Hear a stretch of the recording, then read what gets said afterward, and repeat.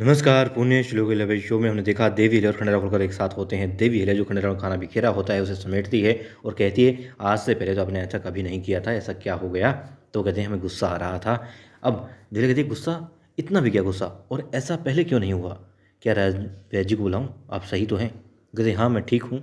ठीक है, तभी शारजा वहाँ पर आती है और शारजा बताती है कि वो आ गए, यानी दुष्यंत आ गया है, शारजा का पति। देवीला कहती है तुम उन्हें ठहराओ, मुख्य कक्ष में ले जाओ, मैं आती हूँ। फिर उन्हें खंडेराव को बताना ही था और बता भी देती हैं कि जो साहूकार है उसी का मसला है, बस इसीलिए। ठीक है, अब देवीला वहाँ से चली जाती है और वो बिस्तर पर लेट जाते हैं और फिर बेचैन हो रहे होते हैं। क्यों बेचैन हो रहे होते हैं? क्योंकि उन्होंने देवी अहिल्या से जब कहा कि वो नहीं लेंगे ये मात्रा जो नीमा पहलवान ने दी है, तो नहीं ली थी वो मात्रा, और अब उसी की कमी उनको खल रही होती है। शरीर मांग कर रहा होता है मगर वो अपने आप को कहते हैं कि नहीं लेना है। लेकिन फिर जाकर के बात करते हैं नीमा पहलवान से और बताते हैं कि उन्हें परेशानी हो रही है, हाथ पाँव काँप रहे हैं, ऐसा पहले कभी नहीं हुआ था, ऐसी क्या कमज़ोरी है?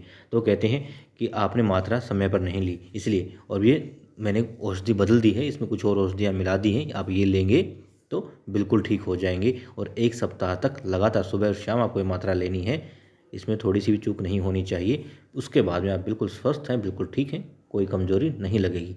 अब वो मात्रा लेकर के चले जाते हैं, आराम करते हैं, मगर फिर से बेचैन हो रहे होते हैं।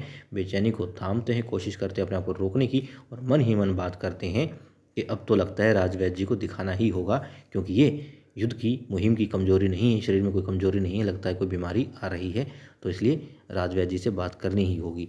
और इसी मामले में बात कर रहे होते हैं गुन्नू जी उस नीमा पहलवान से कि कुछ भी हो जाए ध्यान रखना पड़ेगा, भले हमारा घड़ा जो है कितना मजबूत हो मगर फिर भी वो फूट सकता है, यानी कि खंडेरा होलकर राजवैद्य के पास जा सकते हैं, इसलिए उन्हें उससे रोकना होगा। गुन्नू जी कहते हैं कुछ भी करके राजवैद्य से उसकी मुलाकात नहीं होनी चाहिए। ठीक है, नहीं होगी, और दोगुनी मात्रा कर दी है, मतलब कि अब बहुत जल्द नीमा पहलवान जो चाहता था कि खंडेरा होलकर खत्म हो जाए, उनका शरीर बिल्कुल निस्ते नाबूद हो जाए, नींव हिल जाए, वही वो लोग काम कर रहे हैं।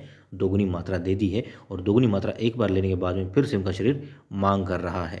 अब खंडेराव होलकर बिस्तर पर हैं, बुरी हालत उनकी हो रही होती है, और वहाँ पर देवी ने कहा था शारजा से कि उसे मुख्य कक्ष में ले जाओ। तब वो शारजा अपने पति से मिलती है और वहीं बीच आंगन में ही बात करती है कि हाँ जो साहूकार है वहाँ कुछ पता चला? वो बताते हैं हाँ कुछ तो सबूत मिले हैं, अंदेशा है कि वो गलत ही कर रहा है, बहुत परेशान करता है। खैर चलो मुख्य कक्ष में बुलाया तो वहीं चलते हैं, और ये बातें सुन लेती हैं रखमाबाई। और जब तक वो लोग मुख्य कक्ष में जा रहे होते हैं, रखमाबाई पहुंच जाती है तुको जी के पास में और बहुत अच्छे तरीके से बात करती है, बताती है कि आपका और आपकी बहन देवी अहिल्या का रिश्ता बहुत मजबूत है, वाकई में आप दोनों के बीच में कोई नहीं आ सकता। वो कहते हैं हाँ तुम्हें समझ में आ गई ये बात? वो कहती है हाँ बिल्कुल आ गई, क्योंकि देवी अहिल्या से बात हुई थी और वो चाहती थी, वो गई तो लड़ने थी, मगर वो समझ गई कि हाँ दरबार की बात अलग है और आपका जो आपसे रिश्ता है उसके बीच में कोई भी तीसरा फूट नहीं डाल सकता, उसकी नींव बहुत मजबूत है। तो भाई बहन का रिश्ता, ऐसा तो सगे भाई बहन का रिश्ता भी नहीं देखा है रकमा ने जैसा आप दोनों का रिश्ता है। फिर कहती है आज मुहिम पर मत जाना। तो मुहिम पर? मैं तो किसी मुहिम पर नहीं जा रहा हूँ। फिर वो प्यार से फूट डालने का काम ही कर रही होती है और बताती है कि देवी अहिल्या और शारजा की बात करते सुना था, वो लोग तो आज लखन साहूकार के घर पर जाने वाले हैं लगता है, तो मुझे लगा आप भी जा रहे होंगे, क्योंकि कुछ सबूत की बात कर रहे थे, रात को जाएंगे ऐसे कुछ मुझे लगा।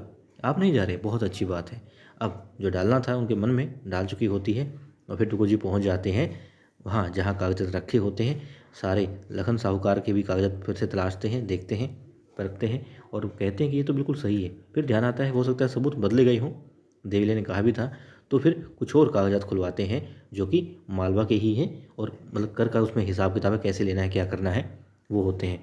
देख करके थोड़ा चौंकते हैं और फिर ये बात भी ध्यान करते हैं हो सकता है सबूत बदल दिए गए हों, और दिखाते हैं वहाँ पर देवी अहिल्या पहुँच चुकी होती है दुष्यंत और कुछ आदमी और महिलाओं के साथ में भेष बदल करके लखन साहूकार के वाड़े में। और वहाँ क्या होता है, वहाँ देवी आई का आगमन हो चुका होता है, पूजा अर्चना हो रही होती है, सांस्कृतिक कार्यक्रम के हिसाब से वहाँ पर कार्यक्रम चल रहा होता है। और अब मौका लगते ही देवी अहिल्या और दुष्यंत पहुँच जाते हैं उसके घर के अंदर। लखन साहूकार के वहाँ तलाशी ले रहे होते हैं, उन्हें कुछ नहीं मिलता, छिप जाते हैं। और फिर लखन साहूकार भी विधि जो होती है पूजा की उसके तहत घर में आता है, पूजा कर रहा होता है, और लखन साहूकार के उसी कक्ष में होता है जहाँ देवी अहिल्या और वो होते हैं दुष्यंत भी। अब दुष्यंत का पाँव लग जाता है, संदूक की आवाज़ आती है, लखन साहूकार आगे बढ़ता है देखने के लिए, उन्हें कोई दिखाई नहीं देता। फिर वो कहता है कि अपने आदमियों से यहाँ कोई तो आया है तो तलाशी लो और अच्छे से ध्यान रखना, समझ गए? ठीक है, उसने पहरा बिठा दिया है वहाँ पर, मगर क्या देखते हैं देवी अहिल्या वहाँ से दुष्यंत के साथ में सकुशल बाहर निकल रही होती है। लेकिन जब बाहर निकलती है, प्रसाद लेती है उस साहूकार की पत्नी के हाथ से, और साहूकार बिल्कुल पीछे खड़ा होता है। अब देवी अहिल्या और दुष्यंत के पाँव रुक जाते हैं। साहूकार बोलेगा, क्या कहेगा, कैसे उनकी आपस में बात होगी, या चुपचाप वहाँ से कोई तीसरा आ जाएगा और बीच में वो लोग निकल जाएंगे, ये हम आने वाले एपिसोड में देखेंगे। कुल मिलाकर के ये देवी अहिल्या पहुँच गई और जान गई है कि हाँ गड़बड़ वो लोग करते हैं। अब खंडेराव होलकर भी शिकार हो रहे हैं नई नई मुसीबतों का। उनसे सबसे देवी अहिल्या कैसे निपटेगी, ये देखने वाली बात होगी।